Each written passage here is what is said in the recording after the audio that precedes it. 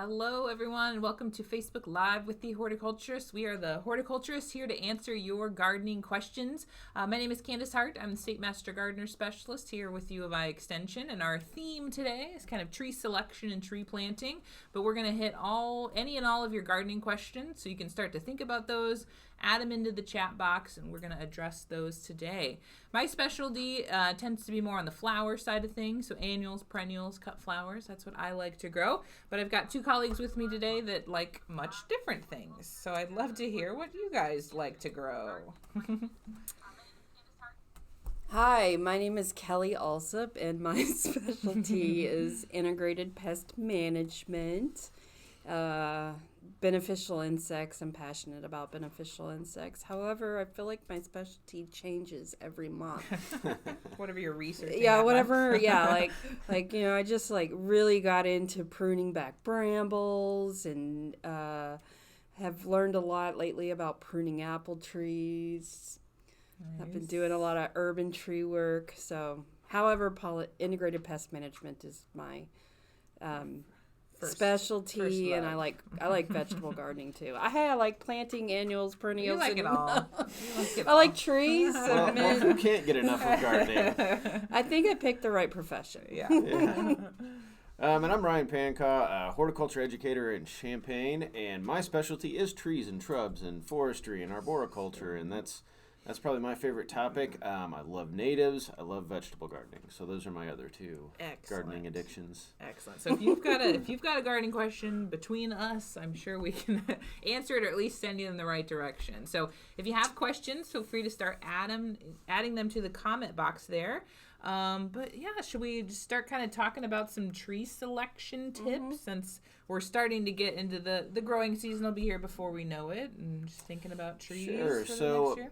Yeah, in my career, I've planted trees in a ton of different places, from the backyard to a cornfield we're trying to reforest. So out in nature in the urban environment, and I think probably wherever you're planting at, the first question that comes to mind is what kind of space are you planting into? Mm-hmm. Whether it's a cornfield you're trying to reforest, a forest you're trying to plant into the understory and add some diversity to, or your backyard. And so that's kind of where my questions usually start for folks when they ask, what kind of tree should I plant? Well, do you have space for a large, mature shade tree?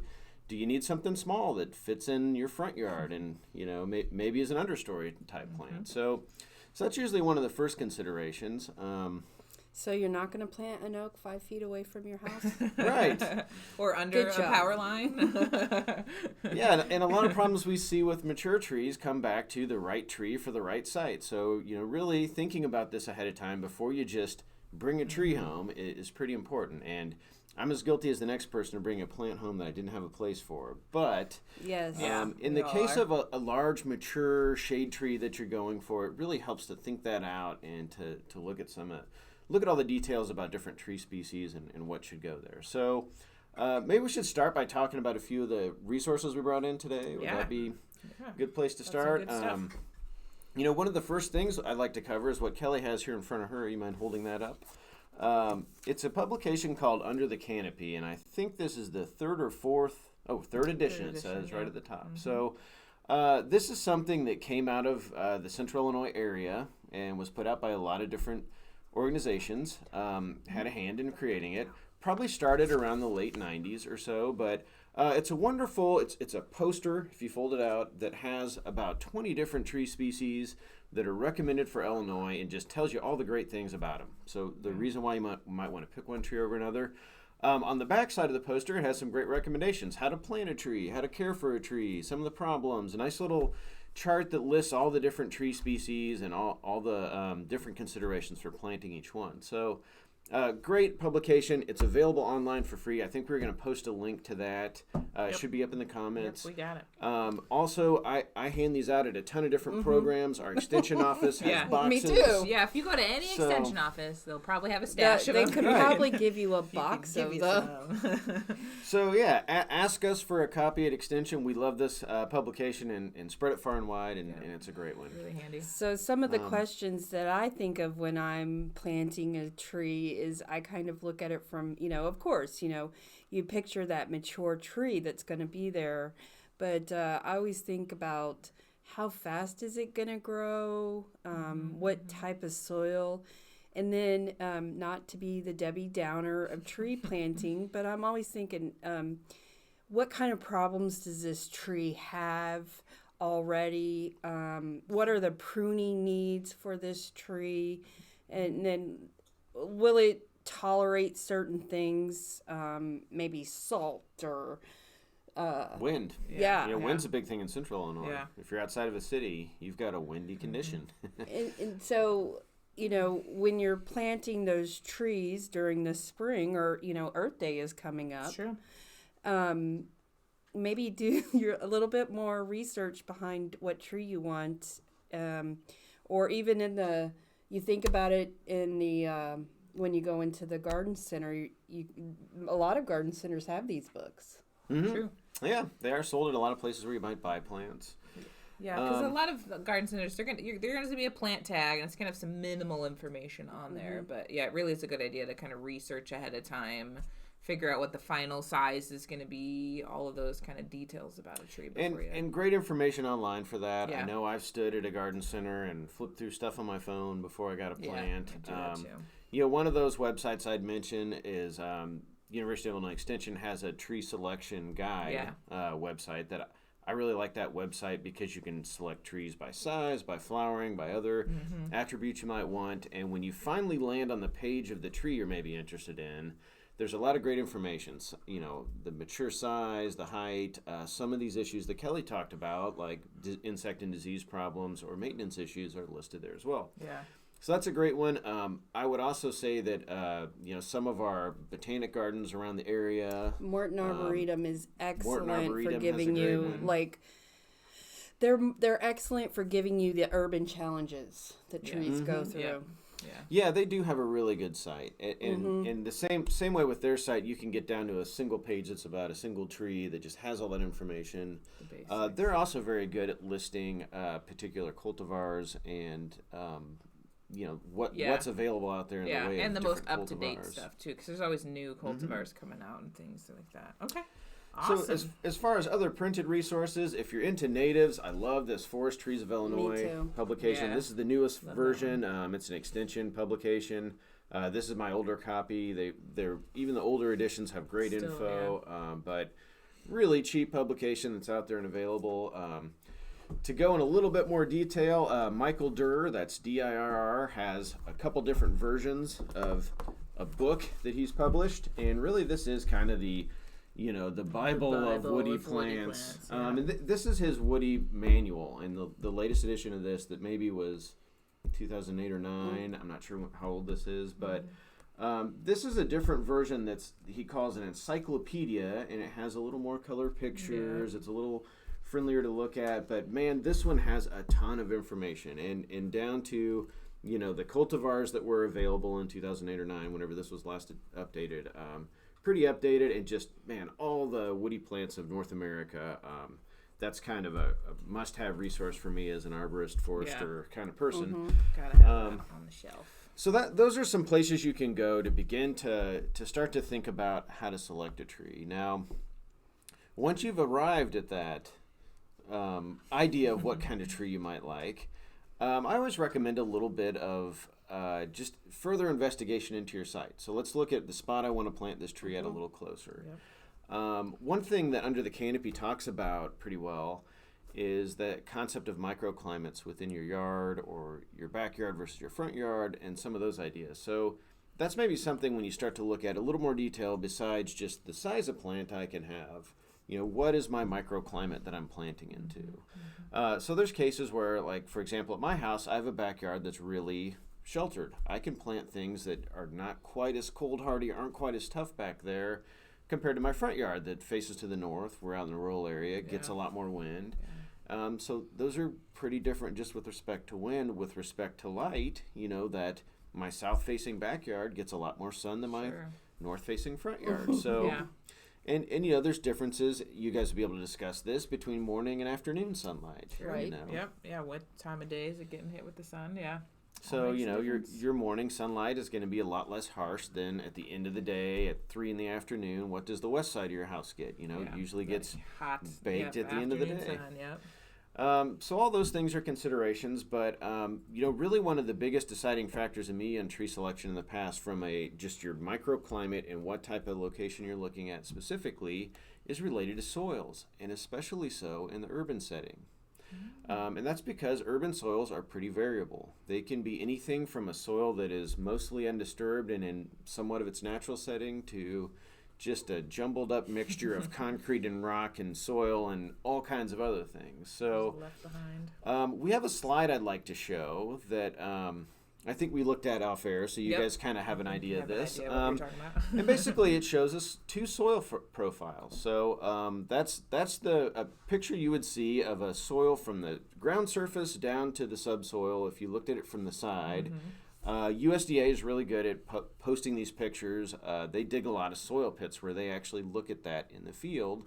I was fortunate enough to be at a number of those trainings over the years. I used to work for USDA. And so if you look at those two soils, there's some differences we can see just in the color, maybe in the depth of the topsoil. So the topsoil is that upper, darker horizon of soil. And so if you want to guess out there, throw out your guesses as to which one is a forested soil, which one is a prairie soil. But on the next slide we're going to actually identify those soils for you. So on the next slide, we'll see actually a profile of our prairie soil on the left. That's drummer silty clay loam.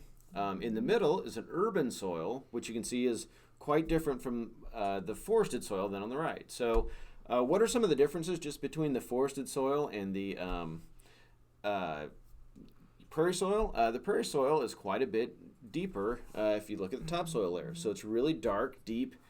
That's what we call the A horizon, or the topsoil is really deep on our prairie soil, compared to our forested soil that just has a little tiny bit of soil at the tip top of topsoil. So that's a big difference in organic matter content in the upper, 6 to 12 or 18 inches of soil, which is where most of our tree roots are. Yeah.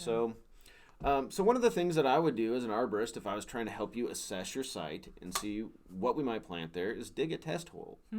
So if you dig a test pit and you see a pretty even color starting at the soil surface and going downward, it's safe to say you have a soil that's in a pretty natural condition. So it's not altered like a lot of urban soils. But if you dig it up, dig a test pit, and you see what we saw in that middle urban soil in that last slide, it's, that's a pretty mixed up soil. It's not in its natural state. And so, all those thousands of years of soil formation that went into that naturally formed soil have been mixed up and jumbled up, and it's changed the texture and composition of that soil.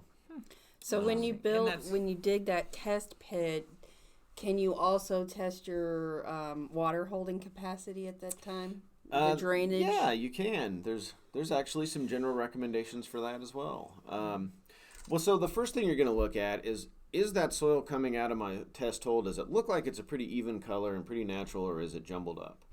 If it's jumbled up and it seems like it's been a mixture of other soils, probably what's happened is, from some excavation, either for a basement or a home foundation, some material's been deposited on the top of the soil and graded out. So if you see that, that may be a good sign that you have some poor drainage. And so what Kelly's talking about is digging a test hole to test for the infiltration rate of the soil. So actually, it's it's kind of this process kind of mimics a percolation test, which soil scientists or engineers would do to test for the ability of that soil to have a leach field in it for a septic system. But the idea behind it is you want to get the soil profile totally saturated. So you dig a hole. It doesn't need to be much deeper than 18 inches because that's about how deep most of our tree roots go. And you'd fill that hole up with water to the tip top and let it get nice and wet, maybe even let it soak overnight. So then you have a saturated condition for that soil profile. Because if the soil isn't saturated or all the way wet, we don't know where it falls between wet and dry. So, the idea is we're going to get it all the way saturated. So maybe let it sit overnight and drain, come back the next day and fill that soil up, that pit up again to the tip top. And then you're going to measure how much that water goes down per hour to see how well it infiltrates. There's different recommendations as to what is a good drainage rate, but safe to say if you get more than a couple inches in an hour, you've got a pretty good drainage rate of that soil. Okay. Whereas if you come back in an hour and it's hardly budged, you probably don't have great drainage there, and you should probably think about your tree choices. Interesting. So that's kind of a down and dirty test. I think it's covered well in the Illinois Master Gardener Manual. We have a little page that kind of talks about some of those infiltration rates of water and how you should measure that. But because when you're looking at this under the Canopy brochure, it'll say this tree does not do well in poor drainage, and you would never choose to plant that tree. Yeah. You'd be more successful with a tree that's okay having water.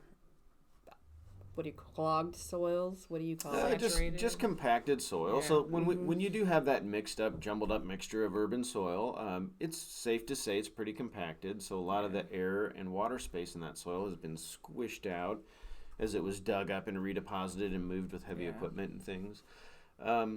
Trees that can handle low oxygen in the soil is basically what you would look for something that can handle a compacted soil. Well, we've gotten some tree selection questions, so I want to get to those. But then maybe we can talk about what trees would be good for that kind of soil if we see where we're at. Okay, excellent. So Suzelle commented on YouTube. She said she loves this under the canopy. She's going to get some for her retail landscape company. So head to the extension office and grab those. Give me your address. I'll send you some. Happy to share them. Haley has a question here. She said, my sister just had a baby and wants to plant a tree in his honor. Though they have a fairly wet yard, it floods easily during big storms, so it has pretty poor drainage. They're looking for an awesome Illinois native. They're in Bristol, Illinois. Something that's maybe eye-catching, and there's no power lines. So what do we think? Wet soil, poor drainage, native? And she said small. She said no power line, so I'm assuming that means that it can be bigger. Well, so, I love the fact that you mentioned native. Some of this question of native goes into how native do you want to be? Sure. And so, a native to Illinois, but probably not native to every part of the state, probably not native to, is that someplace up north? I'm not sure where Bristol is, yeah. I don't think it's far from here. Anyway, something that's not necessarily native to central or northern Illinois, but is just an excellent plant. We talked about this off air as one of Kelly and I's favorite trees is bald cypress. And so where it exists in southern Illinois is in swamps with standing water at times. True. It actually is a perfect example of one of these types of trees that handles urban soils, compaction, poor drainage well. And to not get ahead of ourselves, but to get into that discussion a little bit, what makes a tree able to handle compaction? Well, it's usually a floodplain tree that has a root system that's adapted to sometimes being covered in water, sometimes being bone dry in August, and just is adapted to all that range of soil conditions. So that's kind of what a compacted urban soil presents to a tree. So bald cypress is wonderful for that. Relatively fast-growing tree. It is a cone-bearing tree, so a conifer, so it has needles for its foliage, but they're deciduous, so they fall off in the wintertime. And she said it can be big.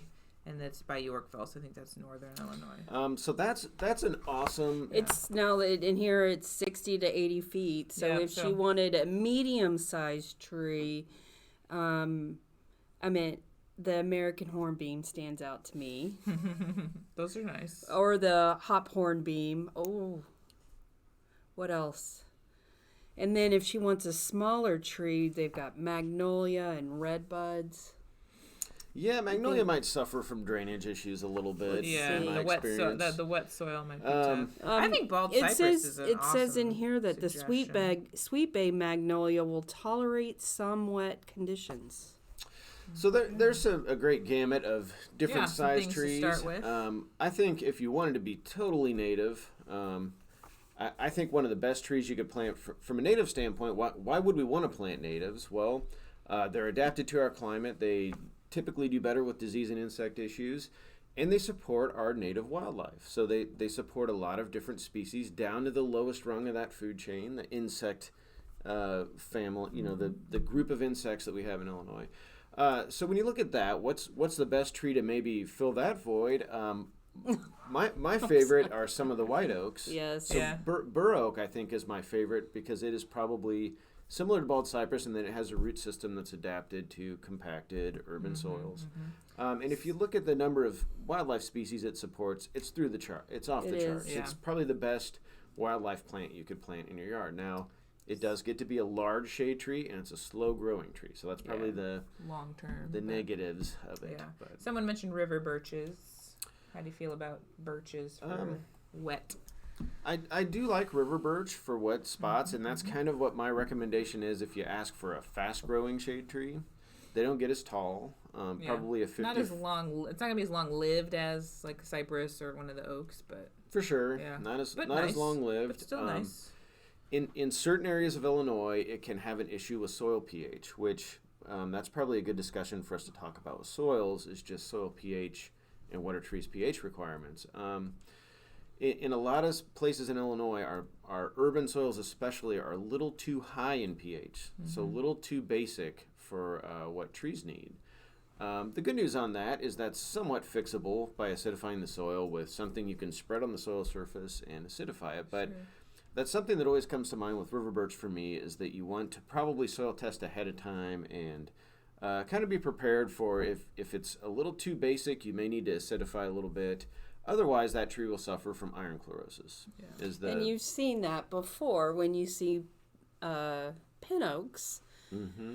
That is, yes, it's a lack of iron, but you could add iron, and because the pH is so high, it wouldn't be unavailable to the plant. So you actually see that in real life. You see that the pH does have some, and usually that if the pH is super specific, like it'll say this plant likes acidic soils. This plant is tolerant of high pH soils. Yeah, there's a great list of plants that tolerate high pH soils.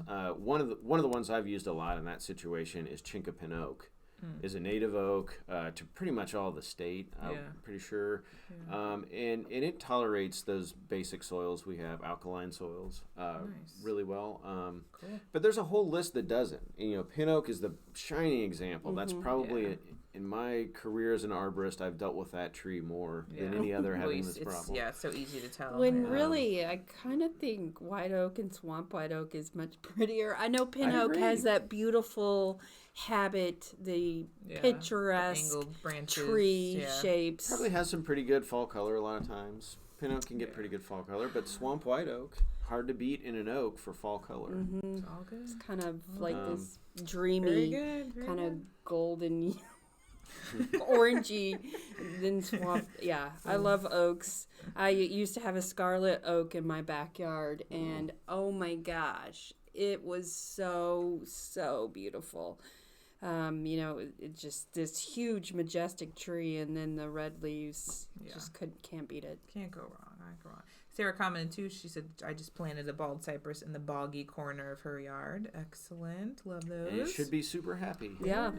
Okay, a couple other questions here from Sarah too. Are dogwoods at risk for disease in the Chicagoland area, or is there a particular type to buy that is better? Dogwood diseases. They're notorious for anthracnose. Yeah, and they are. Canker issues in general. I'm sure there, of course I can't, without looking it up, I'm sure there are some cultivars that might have less resistance to those problems. I definitely have to be like a. I think there's probably some cultivars that have been bred to have some disease resistance out there. I would assume so too. I'm also not familiar with them, but that hasn't stopped me from planting dogwoods. Me either, because so much of it, like the anthracnose, you can prune it out. If it's a bad year, you almost can prune it back to the ground, and you're going to have new growth coming from it. Yeah, and I've focused on. All the cultural stuff you can do to promote plant health, really. Yeah. So really mulching it well, like just, starting that tree off right from day one with a nice wide planting hole, well mulched, and, pruning it to keep the canopy a little open. They can get a little dense at times as they're developing into a mature tree, but for me, that's not something that has stopped me from planting a dogwood necessarily. Me either. And I bet if Durr would probably have some recommendations. And so we're kind of speaking in context to our native flowering dogwood, Cornus Florida. There are non-native dogwoods that probably do better with some of these diseases. Coosa dogwood is one that I can think of that is not native, from Asia, has a beautiful pink flower display. those are beautiful. Does really well in Illinois, but when you look at what insects does our native dogwood support versus what insects does a Kousa dogwood support, for Kousa it's like 0. So that's why it's really pest free. So it's not going to support much of our native wildlife or anything like that. Whereas, flowering dogwood, there's several hundred different species of insects that it supports. So so there's that in mind. And that's why for me, I've planted our native dogwood when I wanted that somewhere in the landscape, because I've tried to kind of focus on native stuff. But if that's a big concern of yours, if you're not as comfortable with dealing with some of these possible diseases, that may be a better recommendation for you, something that's not native. I mean, you bring up a point that's been on my mind lately is, we talk about cultivars, natives, nativars. What are we supposed to do? Will the non-native plants support pollinators and wildlife the way our native plants do? And to be, yes, when you think about it from a horticulture standpoint, they've adapted with these plants. So you are going to support a little bit of that native, those native pollinators better. But then I think that there's still so much research that still needs to be done to truly answer that question. And every time I turn around, there's like, yes, you don't want native cultivars. No, they're proven to still attract some pollinators. And I think we're going to be surprised in the future when we get, it'd be nice. I think that's what's happening in the world now, as people are starting to really think about what pollinators do they attract. And I wish we had that kind of chart. You're talking about Doug Tallamy charts. Doug Tallamy, who puts these species up, and then he tells you how many how many species of caterpillars, which are moths and butterflies, are you going to get on this? And when you look at an oak, it's like you're supporting 634 or potentially supporting 634 species. But when you go to some of the more the ones that are planted most of the time, there's very low species. So I do think we're going to get more information, because I want to use native plants, but I want to use cultivars too, and I'm torn. But I want to do what's best for the pollinators. Yeah, so some of the question is, well, I mean, to get back to this definition of what is a nativar, or what even is a cultivar, that's just a cultivated variety of a plant. So you can take, say, one of our oak species, and you can breed for certain characteristics, and you get a cultivar that expresses certain characteristics in that plant's regular genome, but that we've bred for. In the case of a nativar, that's exactly what I just described. It's a native plant that we've bred for one characteristic or another. So what Doug Tallamy and others have looked at are, what are some of the characteristics that we breed for in these nativars, and how does that influence insect use? And just recently I read a paper of his from maybe it's from 2017, it was published in the last couple years, where he looked at just maybe a list of about a dozen or 15 nativar woody plants, and they tried to look at when we breed for certain characteristics, which one precludes insect use the most versus others. So they looked at things like growth habit. There's really columnar versions of sweet gum that are super skinny and just grow in a little tower. And so we've bred to change the growth habit. There's, in the case of redbud, there is a purple leaf variety that beautiful plant. I've planted at my house. Yeah, I love that plant. Very pretty. So they looked at all these different characteristics, and really kind of the bottom line of that one particular paper, now this is not the body of research that's out there, was that leaf color, in changing leaf color, like in the case of the purple leaf redbud, probably had the biggest impact on insect use. As opposed to a sweet gum that just had a different shape. Sure. That insect can still land on a sweet gum leaf and still wants to use it the same way. But when you change I'm sure they're color, attracted in different ways when the leaf color is different, because they see things differently. So that's some of the research Kelly's talking about that, is coming out every day, and we're learning more and more each year about some of these different uses. I'm interested to see more of the comparison of native versus non-native and what insects I think we kind of know some of that data already, but just all these comparisons, whether it's a nativar or a native versus an exotic plant, and trying to quantify, wildlife value of these plants, and that's actually something that's more difficult than you would think. Hard to track, I'm sure. Can I talk about the I pollinate 2 seconds? Yes, and then I have a question on Do you want to related to this. Do you want to answer your question? Yeah, well, while we're on this topic, and we've got some other ones too. A question from Haley: trees best for butterflies, bees, hummingbirds in Illinois. Full sun, no power lines. So, what would be a good tree for attracting butterflies, bees? I mean, I think early flowering trees are so important, like redbud and redbud and dogwood. Those are two dogwoods, like serviceberry. Some of those magnolias are going to have earlier. Thinking about like mature, like large shade trees at maturity and natives. Catalpa's one that flowers. That's gonna has a nice insect pollinated flower. Linden would be another, and tulip poplar are kind of my three. Yeah. Insect pollinators. I love trees. black tupelo, and if you ever go and get honey and you have all these different kinds, sometimes they have the black tupelo honey. And it tastes like the blooms. So that's also known as black gum in the southern part of the state, or scientifically speaking, Nyssa sylvatica. Yes. Is that's how I learned it. I know there's some confusion around north to south in the state as to what plant we're talking about there, and across the Midwest too. But either way. But if I were to plant 2 plants and had the space, I would plant a bald cypress because it is a gorgeous tree and easy to grow. And I would plant a black tupelo because it is a gorgeous tree. And the bees would love it in the early. Because the key, obviously, if you're trying to attract pollinators, bees, hummingbirds, you're looking for those trees that have showier flowers, bigger flowers. Because a lot of the trees we might think about in the landscape are going to be wind pollinated. Yep. Where they're not going to have showy flowers. The pollen just flies through the air, so they don't need that. So you're looking for those trees that have kind of bigger, showier flowers. That's what's going to get you. And I think for the bees, it's really important that it's one of those earlier ones. Early in the season, yeah. And there's super early stuff like Pawpaw is a really early flowering species. In the shrub category, spice bush is super early. Yep. I expect spice bush to be opening up sometime Witch soon hazels, here. Witch hazels, that's a great one. Yeah. Cool, excellent question, Haley. Love that. Okay, we got a couple other questions here. I want to make sure we get to these. So keep those questions coming into the comments. Sarah also asked, she planted some white pine last fall. She said they're small, but when we planted, saw that the tree is crooked. What can we do? So that was just last fall, Sarah.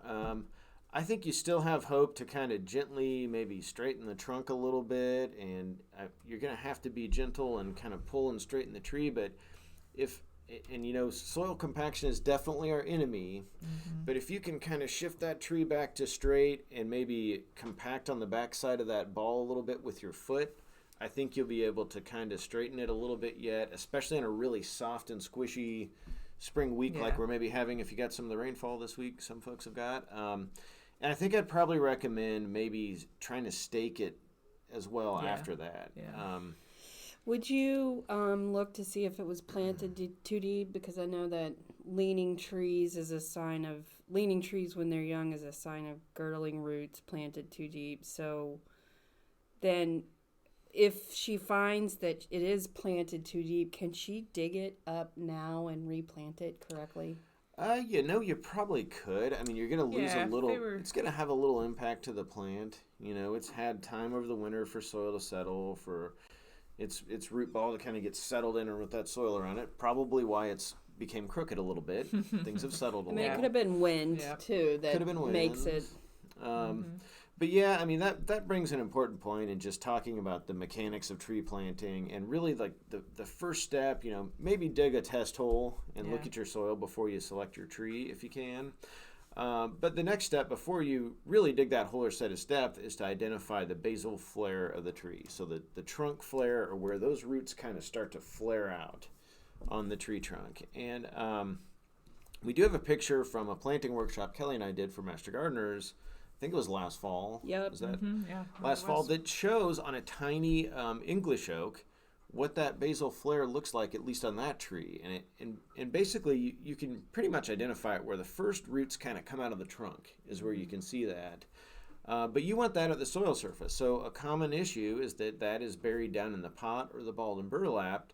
So if you plant your tree at the surface of that ball and burlap or that pot, you may be a little too deep. So before you ever dig your hole or set that depth, it's good to check for that basal flare and look for those roots. So what you're talking about is she should maybe check now as Make we're sure, looking now at that before tree. it gets too late.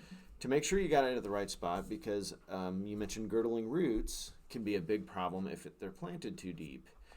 Additionally, we know that there's a whole list of species that are probably more prone to girdling roots than others.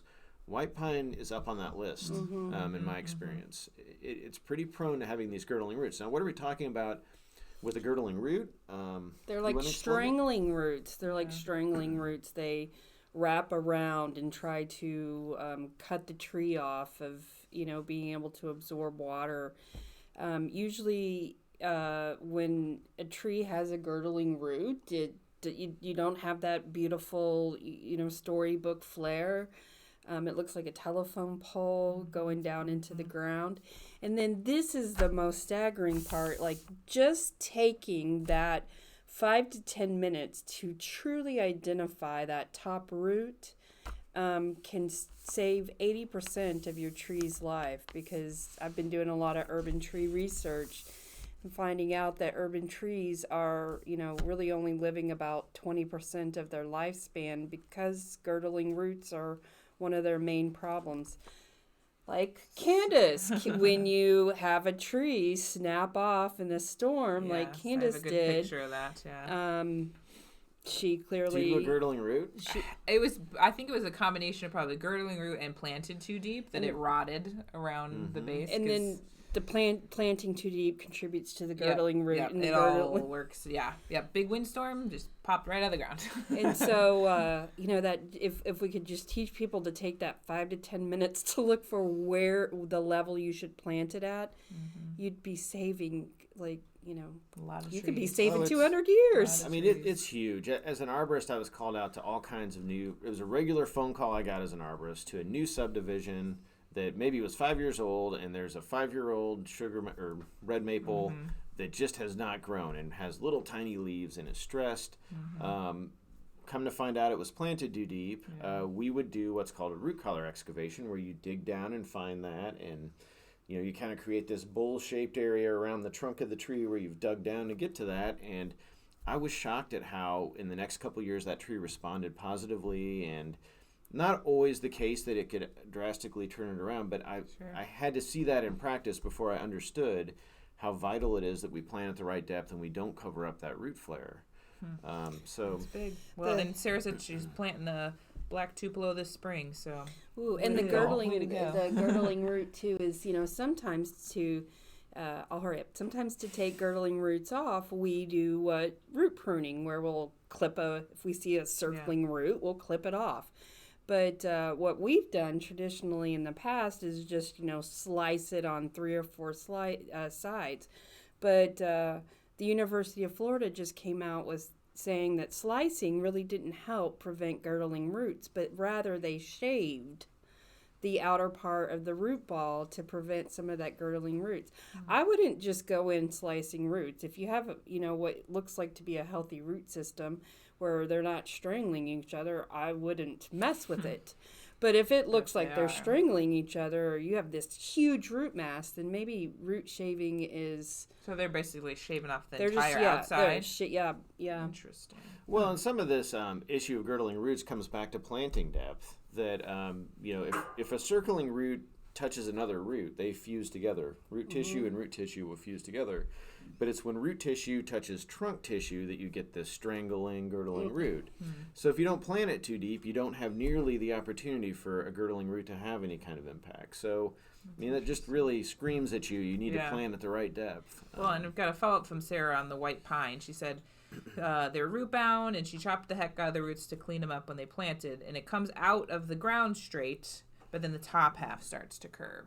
So it sounds like the base is not leaning. It's the top part of the small tree. Wouldn't do anything. So what would you do at that point? I think that will just naturally correct itself over time. Is that when that tree's big and mature, you may see a little turn in the lower part of the trunk, but it's going to straighten up and grow straight. In the long run. It just gives it character. Yeah. Sorry, definitely. Little Charlie Brown little esque. windswept. Well, I mean, beauty 'Cause is in you the eye of the beholder. Because you wouldn't want to go through and prune out the top, because then you're gonna kind of mess with the growth. Well, pines are tricky. Yeah.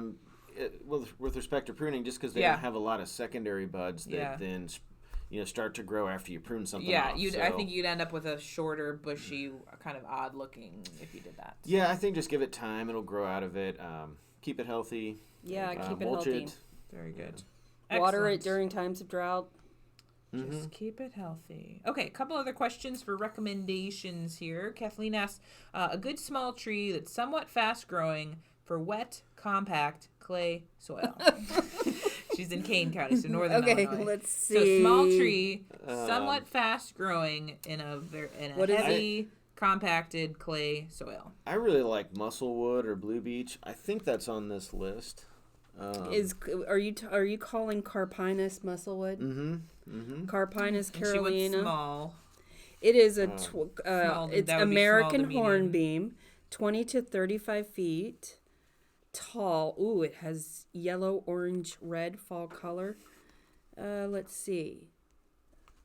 It doesn't That's say a hard anything one. about. Well, so That's a hard one. it grows naturally along streams in its native environment.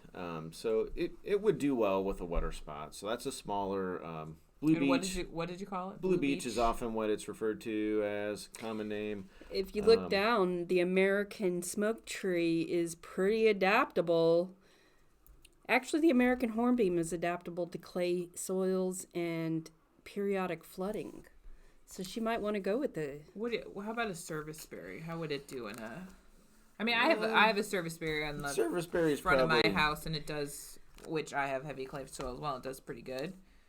But It I don't know. says- Serviceberry is probably not as happy and real poorly drained, but can handle some of it. And it is sensitive to drought. But, she's got. Yeah.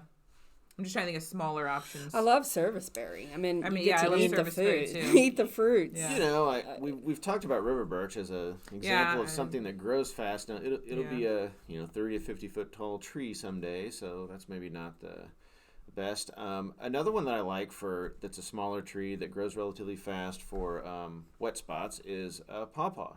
So it handles a little bit of poor drainage. Can't be standing water in that case, but it likes. A deep fertile soil is probably what it would prefer, but that's another one. Doesn't handle clay soils. That's what this. Sorry, we're reading it. We're reading as we go. It just shows you how cool, and then too, just because I think it's kind of cool that just he's pulling from his experiences. He's not reading this, so it doesn't mean completely that this pawpaw won't do well in those soils. It just is giving you some suggestions. And if you go to that tree selector site we mentioned earlier, Kathleen, you might be able to put in some of these factors too, and come up with some suggestions. Yeah. You mentioned pawpaw, so follow-up question on that. Ken says, I'm wanting to plant pawpaw trees that are more of an understory type tree. And need a more wet location, like near a spring. Is that correct? So does that pawpaw need a more wet location? Well, I mean, the ideal situation where you'd see a pawpaw in nature is on a north-facing slope, which is sheltered, doesn't have like the exposure and dryness of a south-facing slope, but on a deep, well-drained soil. I mean, that would be ideal, and that's probably why this recommendation says you're not for heavy clay soils. Doesn't like heavy clay soils. Now, it just says that it doesn't tolerate some compacted clay soils. Sure. But it does talk to you. It does say, just like you said, with the shade and the moist and the well-drained. So, I mean, that's always what it goes back to me for, is where does this plant occur in nature, at least when we're talking about the natives, that I would know that for. And so a pawpaw will do well in a moisture spot in your yard, but it's not going to handle stagnant standing water only like if it's a well-drained, heavy clay would. So you can have a wetter spot that, still drains okay and doesn't hold that water for periods of time. That's what, where a pawpaw would fit. Good. I personally think it is worth a try. Yeah, pawpaws because are they cool trees. they form colonies, and when you have more than one together, it's just a really cool look. Yeah. Oh yeah, and our largest native tree fruit to this continent. It produces a fruit on that plant once it matures. And Yeah. But good luck getting it away from the wildlife. Okay, well, we're on the understory theme. Michelle asks, can you recommend some understory plantings to replace a ton of invasive honeysuckle they've been pulling out of a wooded area? So What that do you means replace? shade. Yep. So it's a shady Understory, yep. spot. I think for a shady spot that is wetter, like my preferred plant and what I've put into my woodland to kind of replace that is spice bush. We kind of talked about that as an early bloomer earlier. So it blooms very early, little tiny yellow flowers, but probably about mid-March or so in central Illinois. So depending on where you are, that would change a little bit. So that does well. For not quite as poorly drained of a spot, I think one of my favorites are some of the native viburnums. Yeah, I So love black viburnums, haw is yeah. one that I've planted that does well in shade, has a beautiful fall color, has some little berries for the birds, and attractive berries in the wintertime as well. So those are probably two of the easier to find things I would recommend as an understory replacement. My favorite is Fothergillia, and I know it's not native to Illinois. It is native to the United States, but they like wet conditions. They like partial shade. They have beautiful white flowers and fall color. It's just a really outstanding shrub for me.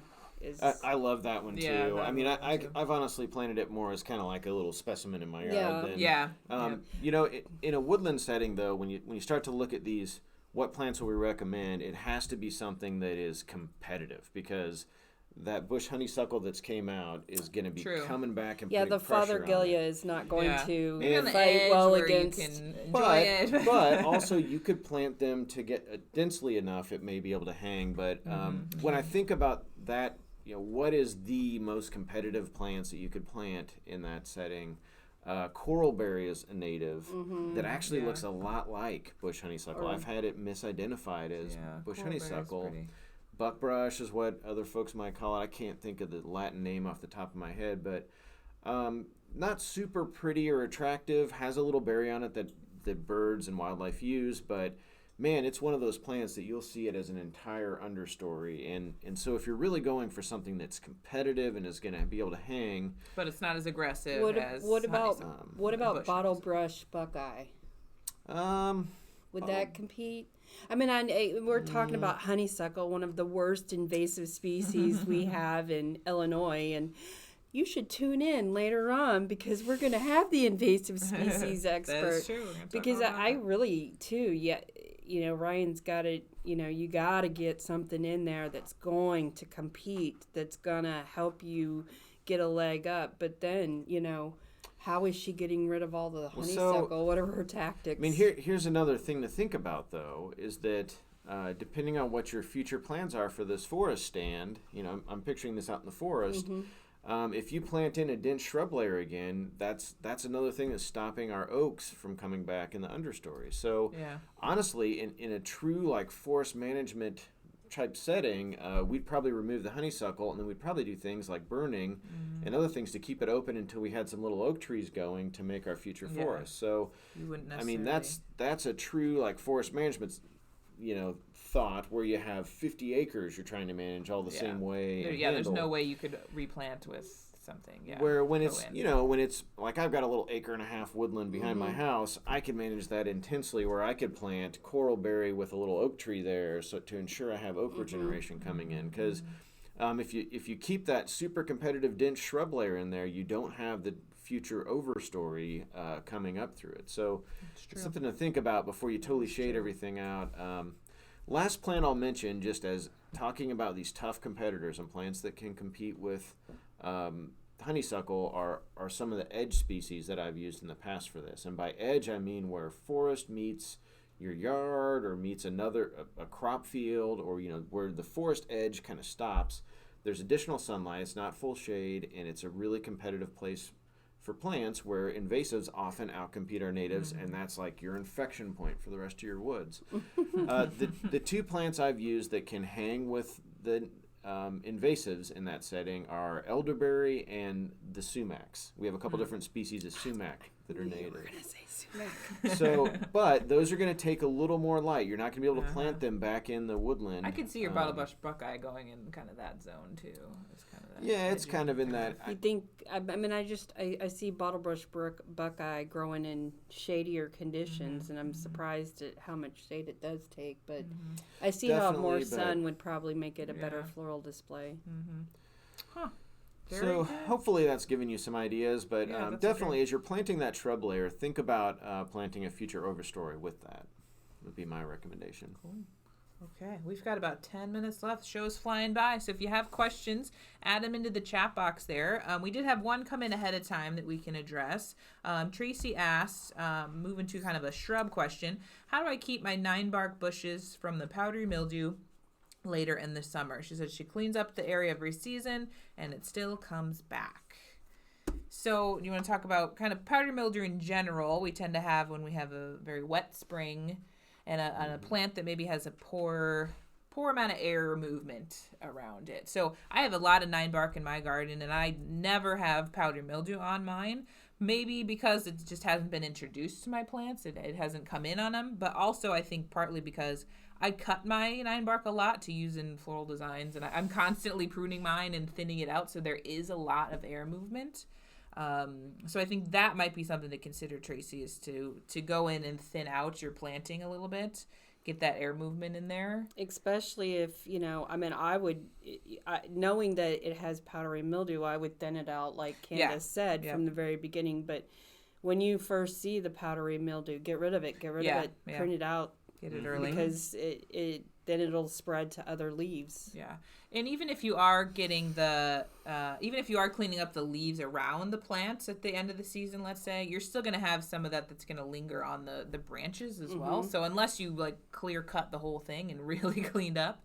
Which could be something you do. Which you could do too, because it will regenerate from the base too. It's one of those shrubs that you can just... Yeah, I mean, I think cleanup's still worth it, though. Oh yeah, certainly. Definitely still do it. But that's why it's not totally getting rid of it for you. Yeah. And I've always dealt with it with pruning. Yeah. Powdery mildew. Prune out and like Kelly said, do it early. Don't wait until later in the season when it's covered in powdery mildew. Get on it early. Yeah. Awesome. Because it gets too late. Yeah, then you can't. There's nothing you can do at that point. Besides. And you sit there, you prevent it, then you go out there and you prune out anything that does show powdery mildew. I mean, that's the whole point of, I think a lot of people want to see some really quick fix, but it's, integrated pest management. It's like you do 3 or 4 things to try to accomplish your goals. So you're cleaning up, maybe you're pruning back, maybe you're thinning, maybe you're going out there to prune out the powdery mildew. Yep. Okay. We've got a question from our former colleague Chris Enroth we had on the show a couple months ago. Chris. He's feeding us some questions. Chris wants to know, are Arborvitae overplanted? That's quite a question. And are there any trees we should avoid? I think he's leading us. I know. I think he might have heard my conversation right before we went on air. I said, I don't like crab apples because they get Japanese beetles and they're a pruning nightmare. I do not like Bradford calorie pear because they're invasive, a pruning nightmare, and weak-wooded. Arborvitae tend to be in that because, it's like they plant 8 arborvitae and hope that they all look the same, and things grow differently. I do think Arborvitae is one of those easy, fast-growing plants that people plant all the time. Not my favorite at all. But, I don't think we have a lot of... Chris... He's giving us a smile. It's like sometimes I don't think we have a lot of options when it comes to evergreens, but...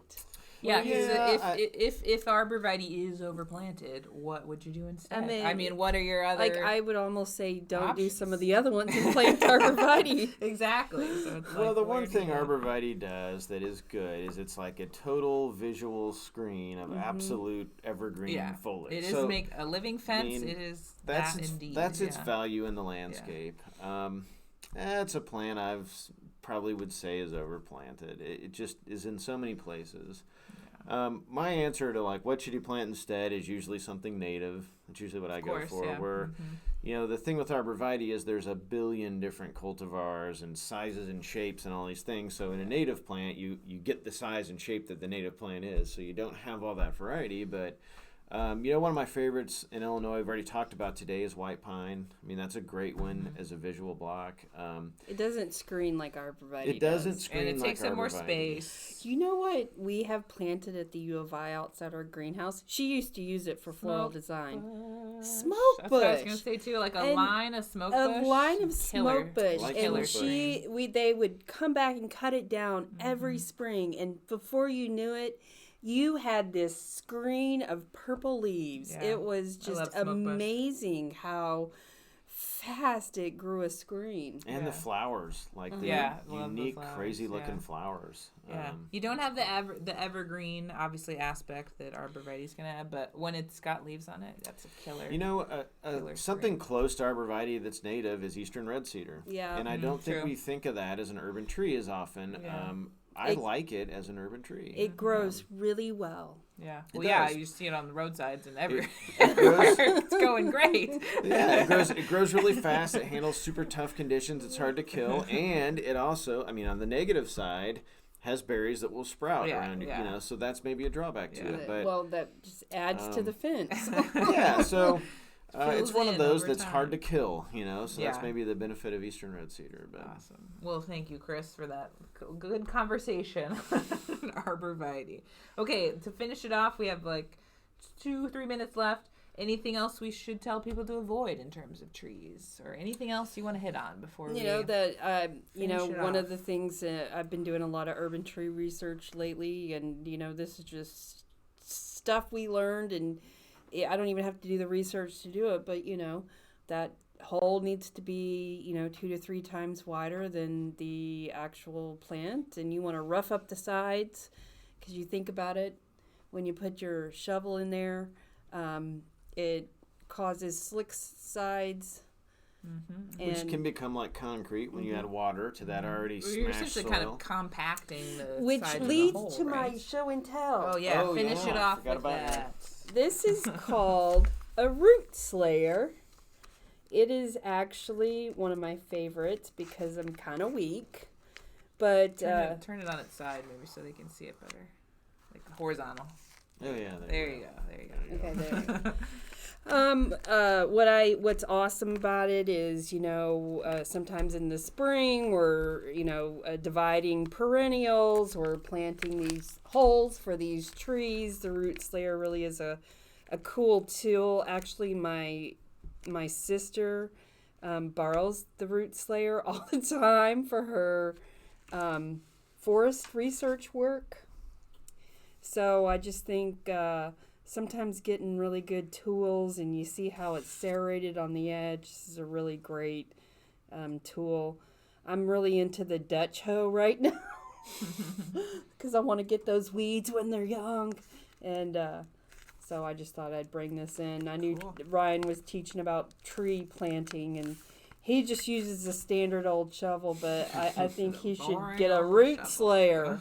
I need a root I slayer. do like the name. That's I admit good. my good old fashioned round point shovel doesn't do what this thing can do with its Oh jagged no, teeth. it definitely slays some roots. Maybe even if you're like, this would be perfect for dividing grasses.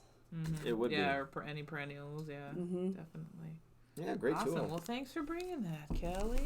Well, we want to thank you, everybody, for the awesome questions today. We had some great tree conversations. Our next show coming up is March 24th, so I hope you'll join us again for the next time. So save those gardening questions, and we'll be happy to answer them. Thank you, everybody, for joining us.